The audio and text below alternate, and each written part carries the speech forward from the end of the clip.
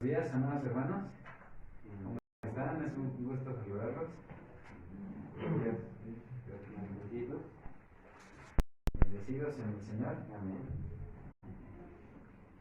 Pues por la gracia de Dios aquí estamos para compartir la palabra de Dios. Y vamos a continuar con la clase que se estaba viendo. Hoy vamos a ver el líder modelo, segunda parte. Pero antes vamos a poner este tiempo en las manos del Señor. Y también vamos a orar por nuestros Señor, te damos gracias por cada momento que tú nos das, Señor, para acercarnos a tu palabra, Señor, a tu trono de gracia y encontrar, Señor, socorro y abundante provisión, Señor, para nuestro espíritu. Gracias por todo lo que tú permites, gracias por la vida de mis hermanos aquí presentes. Señor, permíteles que ellos tengan un corazón dispuesto a recibir tu palabra. Señor, también pon en mis labios para que yo pueda dar este servicio, Señor, con un corazón amoroso para tu iglesia, Señor. Gracias por el honor de permitirme servir. Señor, también queremos pedirte por las ofrendas, Señor, de este servicio, para que siga fructificando. Y así como hoy alcanzas a estos varones, Señor, puedas seguir alcanzando muchos más. Y ellos puedan a su vez bendecir a sus familias. Señor, que con lo que reciban mis hermanos este día, Señor, ellos puedan seguir guiando, liderando, Señor, espiritualmente a sus familias y puedan mostrar que eres tú, Señor, y tu Espíritu quien mora y gobierna en sus corazones. Señor, te lo pido humildemente, en el nombre de Cristo Jesús. Amén. Adelante.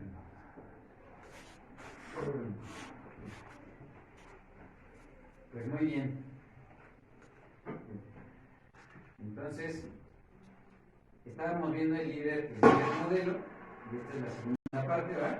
Entonces vamos a ver como punto número 1 la característica de las obras del líder modelo.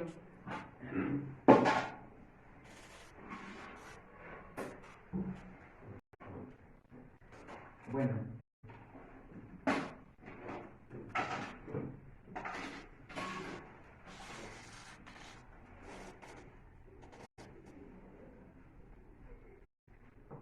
pues bien, todo lo que Jesucristo hacía tenía un marco humano, ¿verdad? Es por amor que Él vino a esta tierra, ¿verdad? Y nació, ¿verdad? Como ser humano. Tanto los 12 apóstoles como los demás personas que lo venían entre ellos, ellos lo veían entre ellos como una visita, ¿verdad? A los humanos, ¿no? Él era popular, también era accesible y también era amado. Cada persona era un motivo de su atención y se sentía cerca de él, sentir el milagro, ¿verdad?, del amor e interés personal. ¿Cuántos no recuerdan la mujer que tenía el sangrado y quería acercarse a él, ¿verdad? Nada más tocó su manto, sintió, ¿verdad?, ese milagro, ¿verdad?, del amor, ¿verdad?, de nuestro Señor. Él se interesaba también hondamente por las necesidades de todos y gran parte de sus obras estaban relacionadas con los pobres y desvalidos de la sociedad. Él sanaba enfermos, consolaba viudas, daba de comer a miles y liberaba de los demonios a los atormentados del diablo. Aunque los milagros eran esencialmente el modo de mostrar sus credenciales como Mesías, los hacía también para cambiar el estilo de vida de las personas, ¿verdad? No era en sí un milagro como para darse en ese momento gloria, sino era también para cambiarle sus vidas, ¿verdad? Él infundía una enorme confianza por el interés en las cosas materiales. Expresiones como tu fe te ha salvado, dije interés, pero es desinterés, un enorme desinterés en las cosas materiales. Es decir, expresiones como tu fe te ha salvado, que está ahí en Marcos 5:34, no sé si alguien me puede ayudar, Marcos 5:34, y otro con Marcos 10:52, por favor.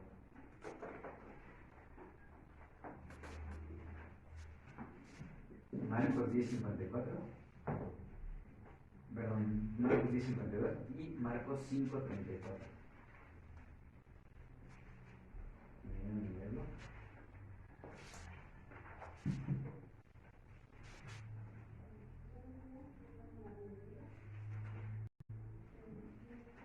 y le habla a la mujer que tocó su manto, ¿verdad? 34 de Marcos dice, y él dijo, hija, tu fe te ha hecho salva, ve en paz y queda sana de tu azote.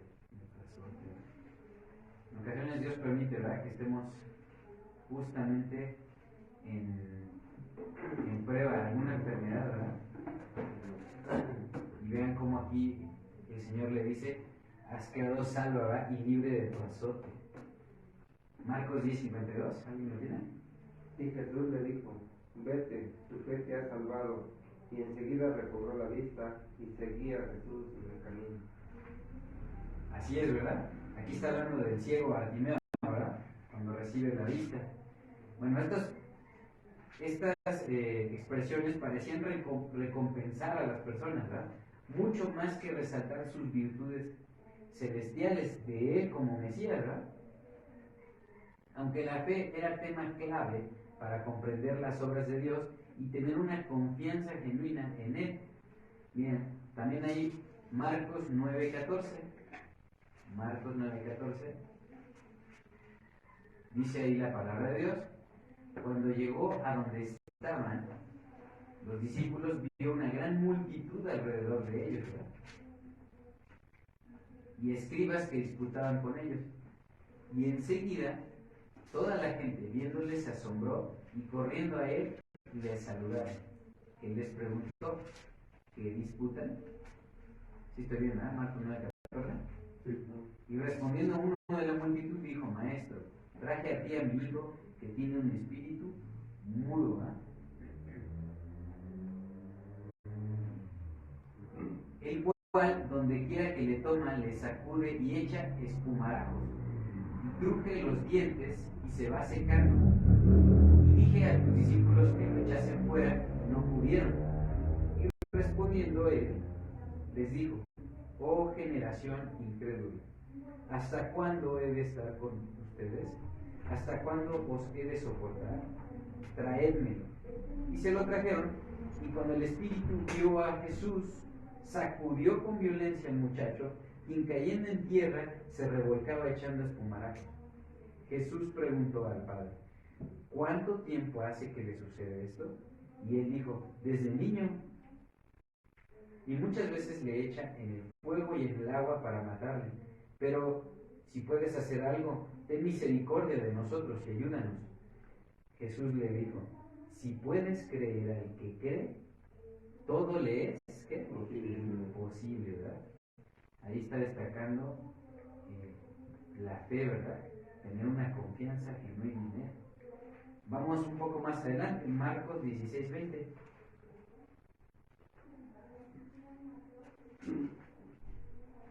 Si alguien me ayuda a leer, por favor, Marcos 16:20.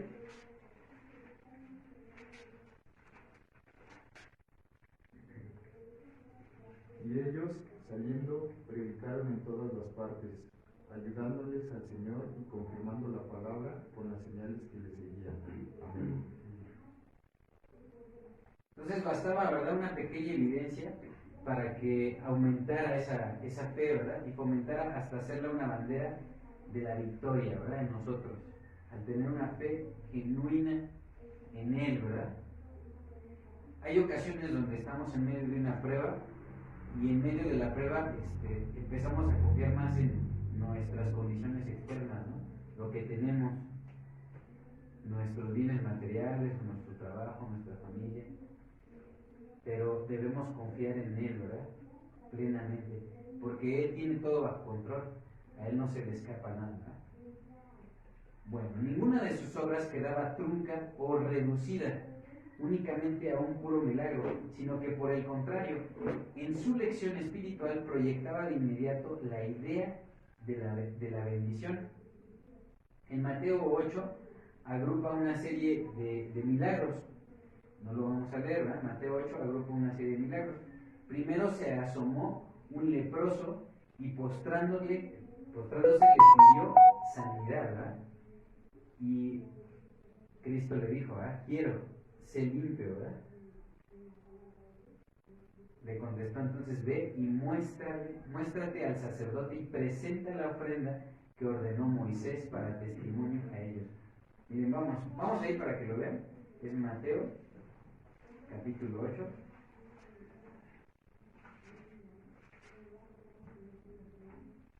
Los versículos 3 y 4 dicen: Jesús extendió la mano y le tocó, diciendo: quiero, sé limpio. Era un rico. Él iba pasando, ¿verdad? Y vio un leproso, ¿verdad? Bueno, el versículo 1 dice: cuando descendió Jesús del monte le seguía mucha gente. He aquí vino un leproso y se postró ante él, diciendo: Señor, si quieres puedes limpiarme. Fíjense que la actitud de este leproso ahí en el versículo 2 es la actitud que nosotros debemos tener al presentarnos ante Dios, ¿verdad? ¿Qué representa la lepra espiritualmente? Nuestro pecado, ¿verdad? Entonces, cuando vamos con una actitud como este leproso, que se postra ante él y le pide que el Señor lo limpie, entonces el Señor escucha, ¿verdad? Y vean cómo le responde. Jesús extendió la mano y le tocó diciendo: quiero, sé limpio. Y al instante su lepra desapareció.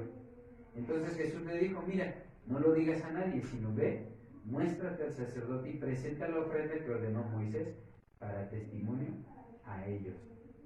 Jesús siempre mostraba que el orden es importante, ¿verdad?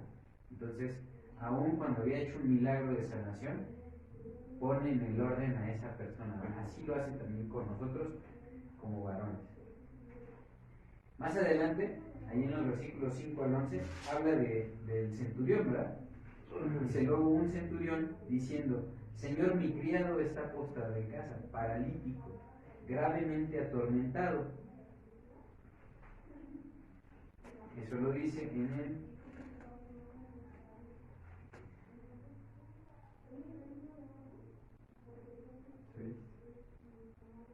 en el 6, gracias, ahí está en el versículo 6, ¿verdad?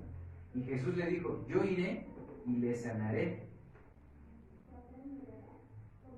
Respondió el centurión en el 8, dice, y dijo: Señor, no soy digno de que entres bajo mi techo, solamente di la palabra y mi criado sanará. Vean que la actitud de este centurión es la misma que del leproso, ¿verdad? Es una actitud en rendición, ¿verdad? En humildad. Así es como nosotros tenemos que ser, ¿verdad? Al oírlo Jesús se maravilló, ¿verdad? Y dijo: ni aún en Israel he hallado tanta fe. Nuestra fe entonces tiene que estar puesta en el Señor y no en nuestras fuerzas o lo que podamos hacer, ¿verdad? Y ahí está la característica de las obras del líder modelo, ¿verdad? Luego, aquí hay una lección escatológica. En los versículos 11 y 12 dice: y os digo que vendrán muchos del oriente y del occidente. Escatológico se refiere a los últimos tiempos, ¿verdad? Entonces, y os digo que vendrán muchos del oriente y del occidente y se sentarán con Abraham e Isaac y Jacob en el reino de los cielos. También en Lucas 20 habla de estos tres personajes, ¿verdad? Abraham, Isaac y Jacob. Dios es un Dios de vivos, no de muertos. Y Dios de Isaac, de Abraham, de Isaac y de Jacob. ¿Por qué? Porque ellos están vivos espiritualmente también, ¿verdad? Es por eso que así lo menciona la Escritura. En el versículo 12 dice ahí: mas los hijos del reino serán echados a las tinieblas de afuera. Ahí será el lloro y el crujir de dientes. Ahí es donde nosotros tenemos que escudriñar nuestro corazón y decir: si estoy todavía en tinieblas o estoy en luz. Si estoy en luz, tengo que procurar imitar al líder modelo, ¿no? Bueno, así podríamos, ¿verdad?, seguir con la sanidad de la suegra de Pedro, por ejemplo, del aquietamiento de la tempestad, la sanidad del endemoniado gadareno, entre otros, ¿verdad? Y notar la lección espiritual detrás de cada caso. Jesús quería que las personas no le siguieran solo por un interés proselitista, sino para que comprendieran la responsabilidad personal delante de Dios. Al conocerle, se identificaban con sus desafíos. Por ejemplo: levántate, toma tu lecho y vete a tu casa. Ese está en Marcos capítulo 2, versículo 11.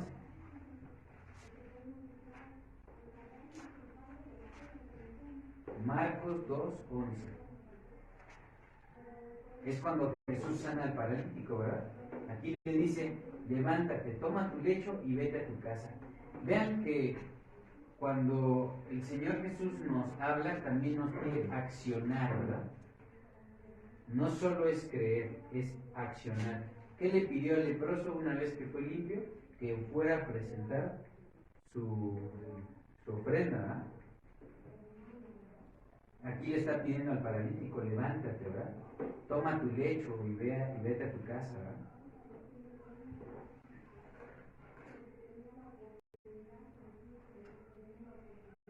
Vete a tu casa, a los tuyos, y cuéntales cuán grandes cosas el Señor ha hecho contigo y cómo ha tenido misericordia de ti. Vean Marcos capítulo 5, versículo 19. Marcos 5, 19. Ahí es cuando sana al endemoniado gadareno, ¿eh? Voy a leer un versículo antes. Dice, al entrar él en la barca, Jesús, porque ya se estaba retirando, ¿verdad? Ya se iba de esa zona. Dice, el que había estado endemoniado le rogaba que le dejase estar con él.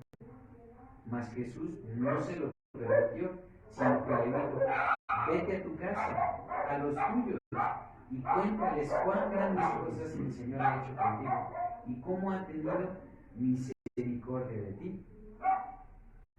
Juan capítulo 5, versículo 14. Juan 5, 14.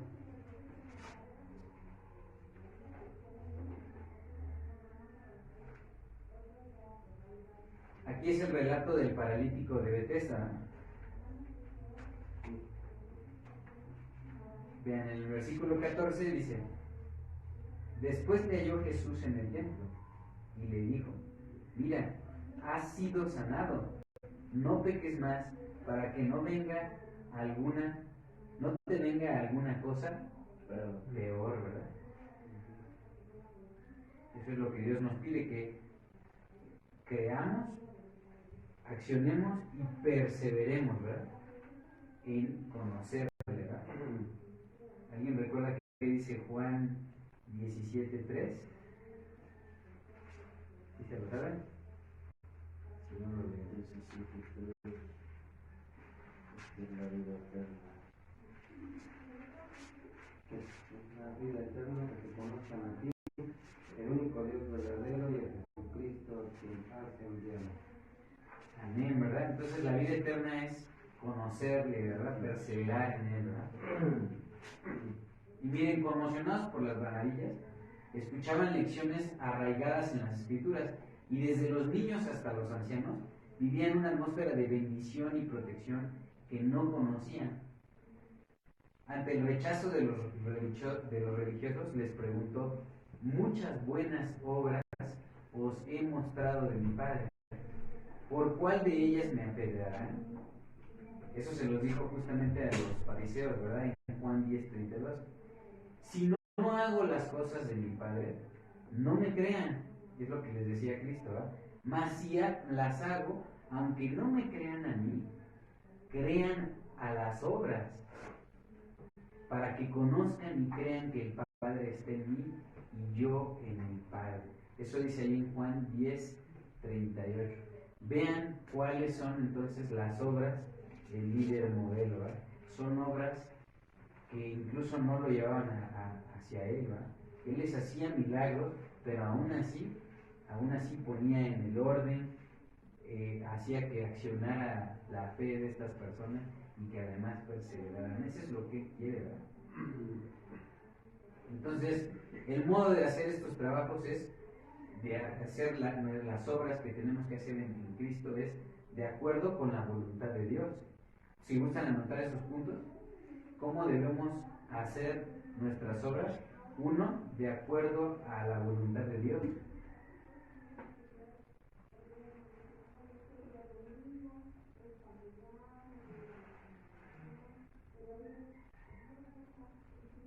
Luego, examinando, ¿verdad?, nuestro presente y el alcance, ¿verdad?, que tendrá en el futuro.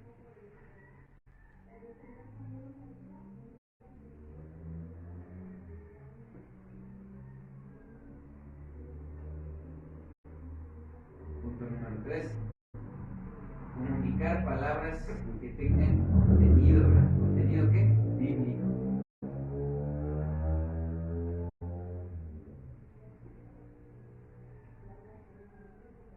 Y con esfuerzo por la unidad del rebaño.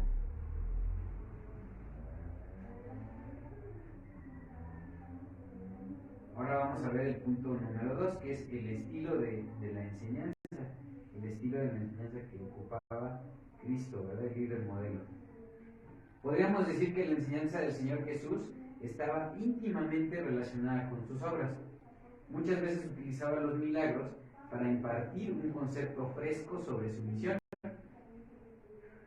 Él enseñó que sus labores eran el cumplimiento de la voluntad de Dios, que con claridad habían escrito los profetas del Antiguo Testamento. Se esforzó por demostrar que no enfatizaba la creación de una filosofía combativa, sino que encarnaba la proclamación de las buenas nuevas centradas en la llegada del reino de Dios. Vamos a Mateo capítulo 4, versículo 17. Mateo 4, 17.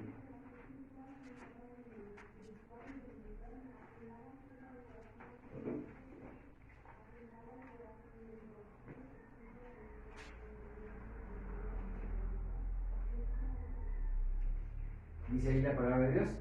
Desde entonces comenzó Jesús a predicar y a decir: arrepentíos, ¿verdad? Porque el reino de los cielos se ha acercado. Y en el 23 dice: y recorrió Jesús toda Galilea, enseñando en las sinagogas de ellos y predicando el evangelio del reino y sanando toda enfermedad. Vean qué función estaba haciendo: proclamar el evangelio, predicar, sanando toda enfermedad y también toda dolencia en el pueblo.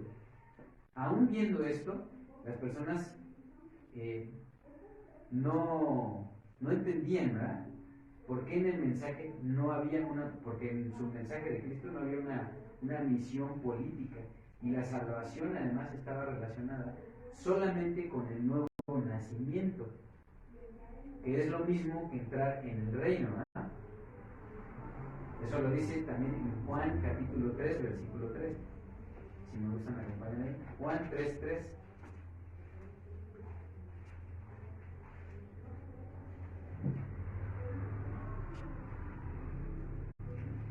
Le está hablando a Nicodemo, ¿verdad?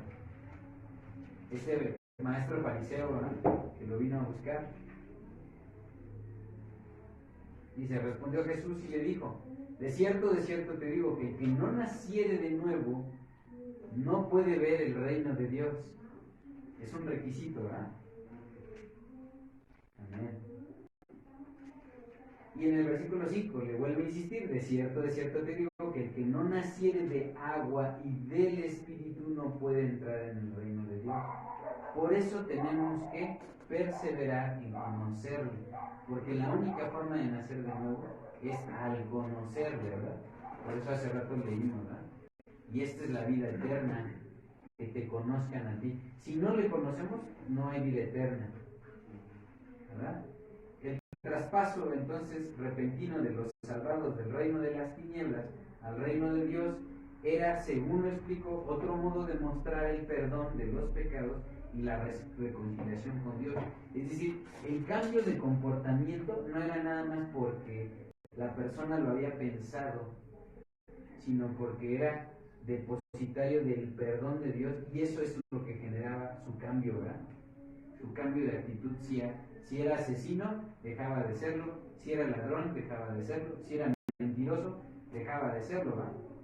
¿Por qué? Porque había reconocido que por obra del Espíritu Santo había sido perdonado, ¿verdad?, los pecados. Eso es una labor de sanación, de limpieza espiritual, ¿verdad? Entonces Cristo puso una nueva dimensión a las bienaventuranzas que tanto los salmistas como los profetas habían utilizado. Y aunque no es difícil comprender algunas, nos regocijamos en que son bienaventurados quienes, los de limpio corazón, ¿verdad? ¿Se acuerdan lo que dice el Salmo 1:1?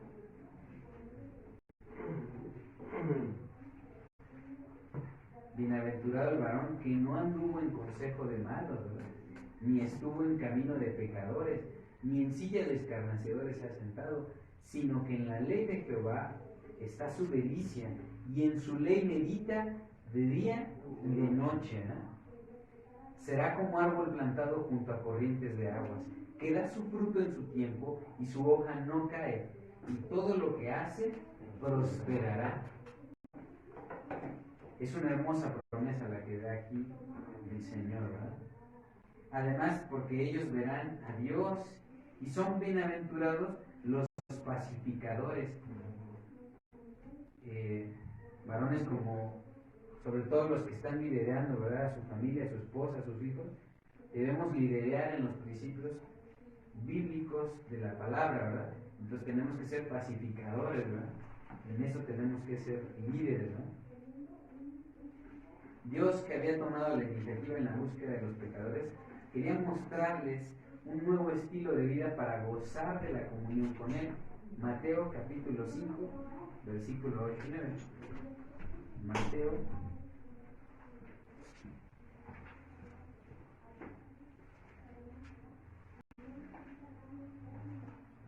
capítulo 5, versículos 8 y 9. Si alguien, a ver si un joven me lo ayuda a leer, por favor. Mateo 5, versículos 8 y 9. Bienaventurados los de limpio corazón, porque ellos verán a Dios. Bienaventurados los pacificadores, porque ellos serán llamados hijos de Dios. Hijos de Dios, ¿verdad? Entonces, eso puede ser un anhelo, ¿verdad?, de una oración que podemos tener.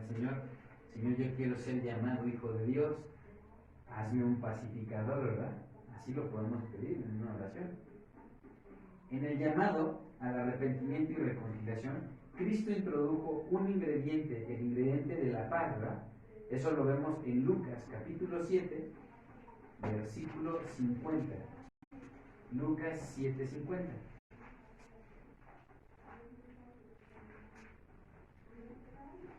A ver, otro joven. Lucas 7, 50. Pero él dijo a la mujer, tu fe te ha salvado, ve en paz. Es decir, por medio de la fe puesta en nuestro Señor, por medio de eso que recibimos, ¿verdad?, que es su perdón, su amor, el perdón de nuestros pecados, llega la paz. ¿Cuántos no hemos sentido que cometimos un pecado, una falta contra el Señor, y no sentimos paz? En algún tema familiar, o en algún tema escolar, en algún tema de trabajo, y estamos, híjole, fallé. Y sentimos esa paz cuando vamos, nos reconciliamos con Dios, y Él perdona, ¿verdad?, nuestros pecados. Nos permite también estar en santidad, ¿verdad?, ya no estar en una acción recurrente, ¿no? No solamente esto es como una expresión de deseo, ¿verdad?, sino como un estado en la experiencia con Dios. Eso es la paz. En cualquier casa donde entren, les decía el Señor también ahí en Lucas 10, 5, primeramente digan, paz sea esta casa, ¿no? Lucas 10, 50, dice eso. Los que aceptaban las demandas, lo que Dios pedía, lo que Cristo pedía, despertaban a la realidad que más tarde Pablo explicó así. Fíjense, vamos a Efesios capítulo 2, versículo 14.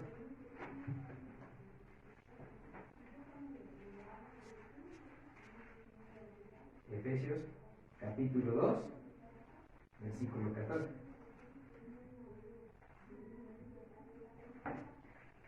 Pueden hasta subrayar la primera oración antes de la coma, dice, porque Él es nuestra paz. ¿A quién se está refiriendo?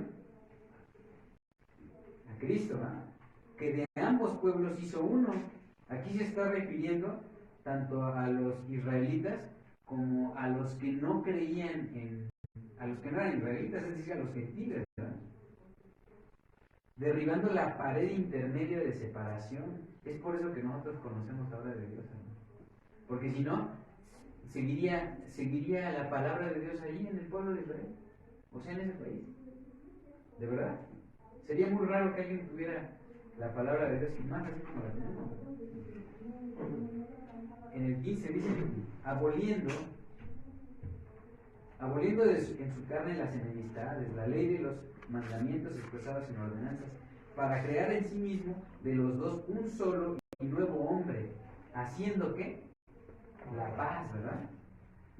Eso es lo que está diciendo. Y mediante la cruz reconciliar con Dios a ambos en un solo cuerpo.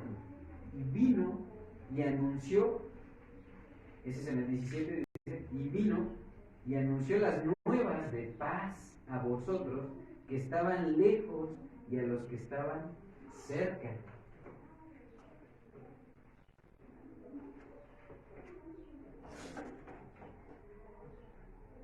Estas buenas nuevas es el poderoso mensaje de la vida eterna como posesión actual, ¿verdad? ¿Quién no recuerda lo que dice Juan 3:16? ¿O alguno de ustedes se lo sepa? De tal manera no Dios al mundo, envió a su único Hijo para que como quiera no se pierda, no tenga vida eterna. Así es, ¿verdad? De tal manera amó Dios al mundo que ha dado a su Hijo, ¿verdad? Para que todo aquel que me cree no se pierda, ¿verdad? Mas tenga vida eterna. El modo de enseñar, trayendo esperanza y avivando en los suyos una nueva dimensión de entusiasmo, hizo del Evangelio la dulce noticia de contenido irreemplazable hasta el día cuando Cristo vuelva otra vez en gloria, ¿verdad? Los que nos aferramos a este contenido sentimos la libertad del Señor en su reino ya presente en nosotros, ¿verdad? En los que hemos creído, en los que hemos nacido de nuevo, ¿no? Entonces vamos a puntualizar algunas particularidades de la enseñanza de Jesús. Si gustan anotar, particularidades de la enseñanza de Jesús. Entonces, 1. Él impartía conocimiento con autoridad. ¿Por qué tiene autoridad la palabra de Dios, la palabra de Jesús? ¿Recuerdan lo que dijo? Que Él es el camino, la verdad y la vida, ¿verdad? Él posee la verdad, Él lo sabe todo.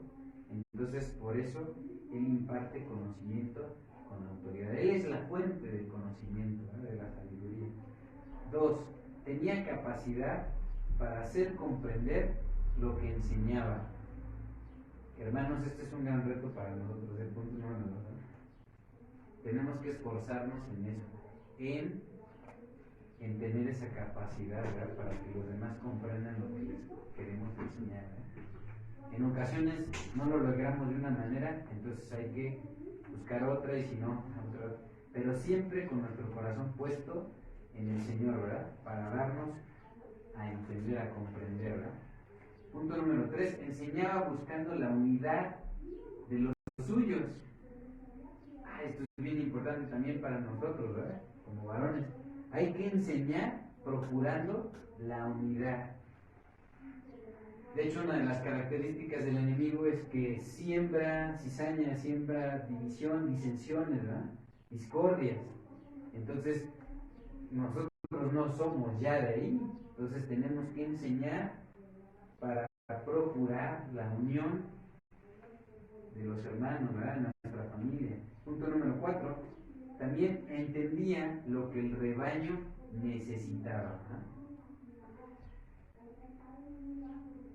Aquí es donde muchos, a lo mejor de nuestra familia, ponen un deseo carnal, ¿no? Solo es entender el deseo, mas no quiere decir satisfacer la necesidad. Tenemos que ser sabios, ¿verdad? Oye, quiero un nuevo iPhone y ya te compraron la versión anterior. Ah, caray, ¿no? No es sabio estar gastando de esa manera, ¿no? O sea, y además a lo mejor ya no lo necesita, ¿no? Estoy dando un ejemplo, pero puede haber muchos otros, ¿no? O sea, ropa o viajes o hasta una fiesta. Sí quiero ir a esa fiesta, papá, pero no hay personas adecuadas, ¿no? Entonces se entiende la necesidad, pero hay que ser sabios para saber cómo se satisface esa necesidad. Punto número 5, su presencia era un festejo. ¿Por qué? Porque alimenta nuestro gozo, ¿verdad? La presencia del Señor. Si lo han experimentado al tener intimidad con el Señor, en lectura de la palabra, en oración, en alabanza, ustedes pueden saber que su presencia es un festejo, ¿no? Bueno, entonces vamos al punto número 3 de esta clase. Y aquí sí va el gato mayor. El ejemplo es su modo de ser.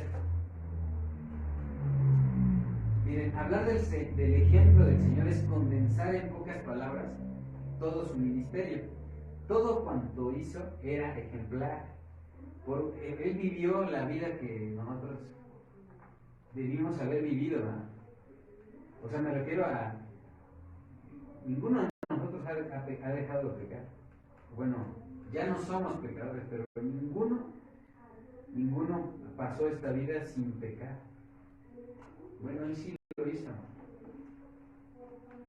De modo que él todo cuanto hizo fue ejemplar desde su niñez. Hay veces en que uno cacha a nuestros hijos en algo, ¿no? En algo que no es adecuado y uno dice, ah, caray, pero si es un niño, de todos modos tiene una naturaleza caída, ¿no? Él busca sus propios anhelos, ¿no? Bueno, Cristo, incluso en su infancia, tuvo una infancia ejemplar, ¿verdad? Por un lado, para agradar al Padre, y por otro, para mostrarnos el camino a seguir. Miren lo que dice 1 de Pedro, capítulo 2, versículo 21. Pedro, capítulo 2, 1 de Pedro, capítulo 2, versículo 21.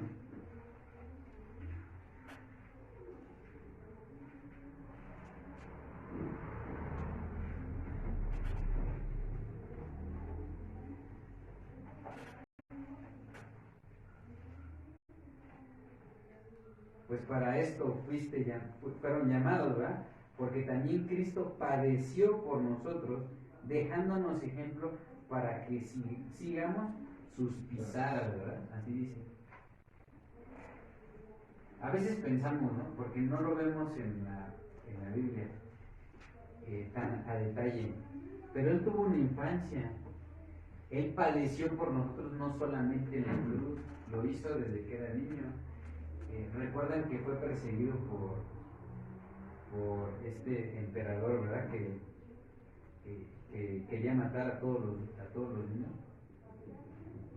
También tuvo que huir con sus padres, ¿verdad? Al desierto, ¿verdad? Egipto. Él padeció, ¿verdad? Por nosotros. Y aún en medio de ese padecimiento, porque luego a veces nosotros sentimos que estamos en medio de una prueba, ¿no? O una tribulación, y a veces no soportamos la prueba, ¿no? Entonces tenemos que recordar cómo él sí lo hizo, ¿verdad? Ahí está su ejemplo, es un modo de ser, ¿verdad?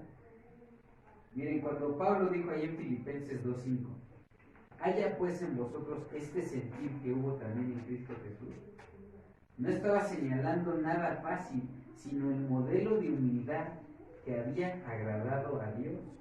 Filipenses 2:5. Gálatas, Efesios y Filipenses. Haya pues en vosotros este sentir que hubo también en Cristo Jesús. Ese versículo parece muy sencillo, hermano, pero si se lo ponen a meditar a lo largo del día, haya pues en vosotros este sentir que hubo en Cristo, el sentir de Cristo, van a encontrar un reto en cuanto al actuar, ¿verdad? Pablo mismo confirmó allí en Romanos 15:3, Romanos 15:3,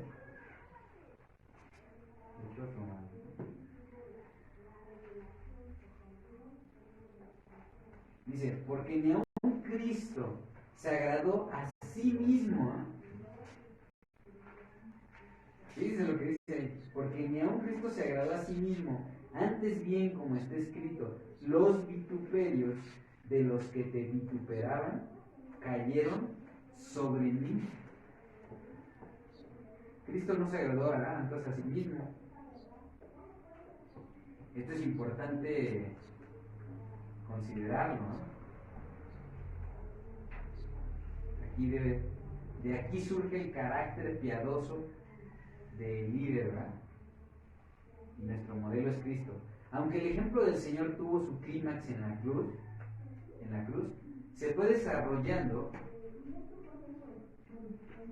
durante sus 3 años y medio de cuidado delante de los suyos. Nunca explicó el significado de ser modelo. Lo fue y dijo para qué, ¿no? O sea, él lo personificó, ¿no? Cuando se bautizó, lo hizo para ser un ejemplo de justicia. Eso viene allí en Mateo 3:15. También cuando se sometió a la prueba del desierto, ¿se acuerdan que el Espíritu lo lleva al desierto? Se situó en las mismas condiciones del pueblo pobre para luchar contra Satanás. Eso sucede, ¿verdad? Eso está ahí en Mateo 4:1, ¿no? También cuando aceptó el oprobio de ser expulsado de la ciudad, ¿verdad? ¿Se acuerdan que lo querían aventar al despeñadero, ¿verdad? Eso está en Lucas 4:29. Porque explicaba la Escritura, lo único que hizo fue esquivarlos e irse, ¿verdad? Ahí podemos ver parte del carácter ejemplar de Cristo, ¿no? Cuando no es tu momento, apártate, ¿ah?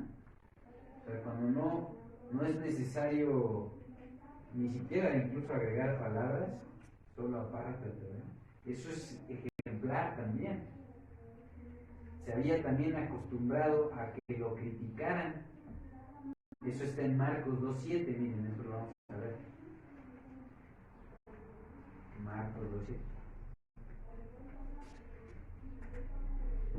Dice allí en Marcos 2:7. ¿Por qué habla este así? Lo estaban cuestionando, ¿verdad? Los fariseos. Blasfemias dicen. ¿Quién puede perdonar pecados sino solo Dios? También se había acostumbrado a estar en medio de mucha falsedad. Anoten por favor, hermanos, Juan capítulo 2, versículos 23 a 25. Juan 2, 23 a 25. Y yo se los leo. Dice ahí la palabra de Dios. Estando en Jerusalén en la fiesta de la Pascua, muchos creyeron en su nombre, viendo las señales que hacía.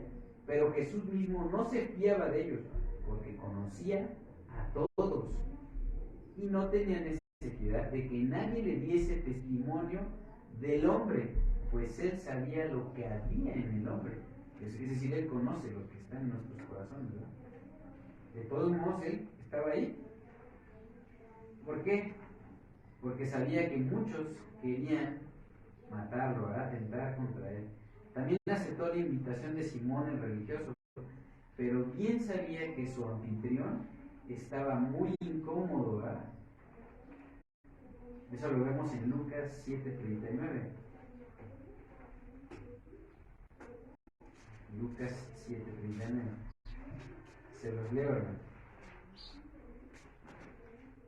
Dice, cuando vio esto el fariseo que le había convidado, dijo para sí, si fuera profeta, conocería quién y qué clase de mujer es la que le toca, que es pecadora. Entonces respondiendo Jesús le dijo, Simón, una cosa tengo que decirte. Y él le dijo, di, maestro. Un acreedor tenía 2 deudores, el uno le debía 500 denarios y el otro 50. Y no teniendo ellos con qué pagar, perdonó a ambos. Di pues, ¿cuál de ellos le amará más? Respondiendo Simón dijo, pienso que aquel a quien perdonó más.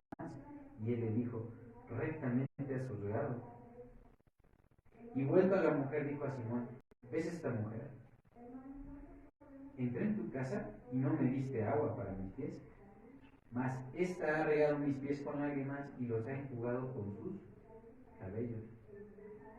En ocasiones, hermano, esa actitud de arrepentimiento se muestra externamente, y es por eso que tenemos que ver el carácter ejemplar, ¿verdad?, de Cristo a través de estos relatos. Cuando se nos anda olvidando, pues hay que venir a recordarnos, ¿no? O por eso están estas clases, ¿verdad? También. Y no disponía, ¿verdad? Perdón. Jesucristo, que había nacido en un pesebre y no tenía dónde recostar su cabeza, dependía del sostén que le brindaban algunas mujeres. Y no disponía de dinero para pagar el tributo del templo, ¿no? Aceptó, ¿verdad?, el lugar de diácono a la mesa para servir a sus discípulos hambrientos de poder. Eso está en Lucas 22, 27, ¿no?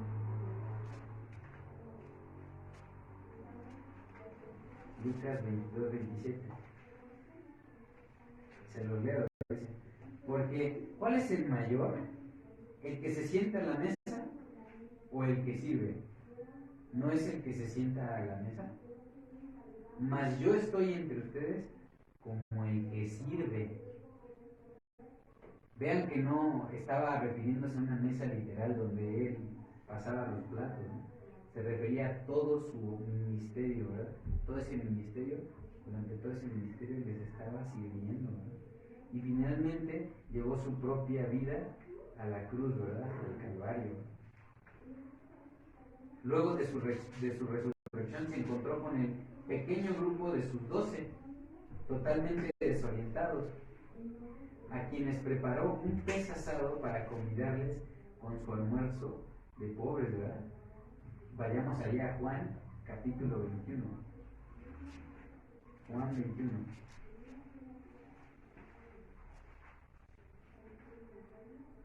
Versículos 12 y 13. Se los leo, dice. Les dijo Jesús, venid, comed. Y ninguno de los discípulos se atrevía a preguntarle, ¿tú quién eres? Sabiendo que era el Señor, ¿no? Vino pues Jesús y tomó el pan y les dio, y asimismo el pescado, ¿verdad? El pescado, ¿verdad? Esta era ya la tercera vez que Jesús se manifestaba a sus discípulos después de haber resucitado de los muertos, ¿no? Él reorientó a sus discípulos, ¿verdad?, en los objetivos del pastoreo. En verdad que lo que decimos sobre el modelo es poco en realidad, y pasa rápidamente delante de nuestros ojos, pero también es cierto que cada párrafo llena nuestra mente de episodios inolvidables sobre aquella vida ejemplar, ¿verdad?, de Cristo. Entonces vamos a anotar aquí las pautas para hacer un modelo. Pautas para hacer un modelo. Vamos a anotar 4 puntos. Dice el primero, constante interés por los demás.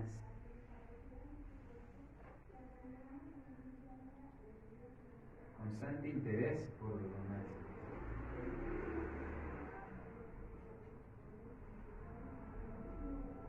Si eres un varón casado, pues por tu esposa, por tus hijos, ¿verdad?, por tus padres, tus hermanos. Punto número 2, el servicio como esencia del estilo de vida.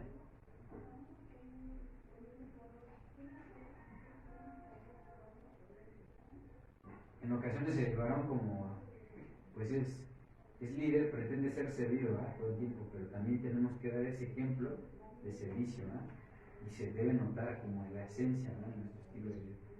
Punto número 3, estar con la gente para ver sus necesidades. Estar, aquí habla también de permanecer, ¿verdad?, visitar a los enfermos. Y punto número 4, compasión sin fronteras para todos. Y hermanos, por tiempo, hasta acá le vamos a dejar, pero vamos a hacer una breve oración antes de retirar.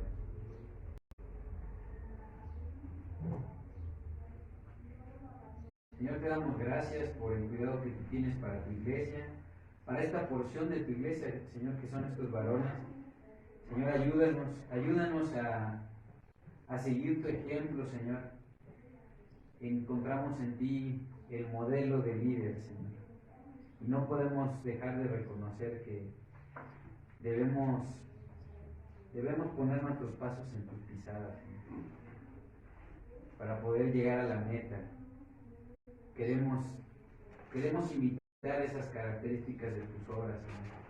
Tener el estilo de tu enseñanza, Señor, y también dar el ejemplo en nuestro modo de ser. Ayúdanos, Padre Santo. Sabemos que algunos de nosotros podemos llegar a tener batallas en algún área de nuestra vida. Permítenos entregar, Señor, esa área. Permítenos también disponer de nuestro tiempo para acudir a escuchar tu voz, Señor, acudir en oración y volvernos hijos obedientes, Señor, que podamos mostrar que tu Espíritu hoy mora en nuestro corazón y así dar testimonio, Señor, de tu nombre. Queremos hacer vida tu palabra y también queremos llevar a cabo la gran comisión que tú nos has encomendado, Señor, principalmente en nuestras familias, Señor, con nuestra esposa, nuestros hijos, que ellos puedan ser discípulos tuyos, Señor, y se bauticen, Señor, en el nombre del Padre, del Hijo y del Espíritu Santo, y caigan rendidos a tus pies por el resto de tu vida. Ayúdanos, Señor, a ser esos líderes correctos que tú quieres en tu iglesia. Señor, te lo pedimos todo, humildemente, en el nombre de Cristo Jesús. Amén. Hermanos, que sea de bendición. Nos despedimos de los que están en la transmisión y si Dios quiere, pues nos vemos aquí la próxima semana. Que Dios les bendiga, hermanos.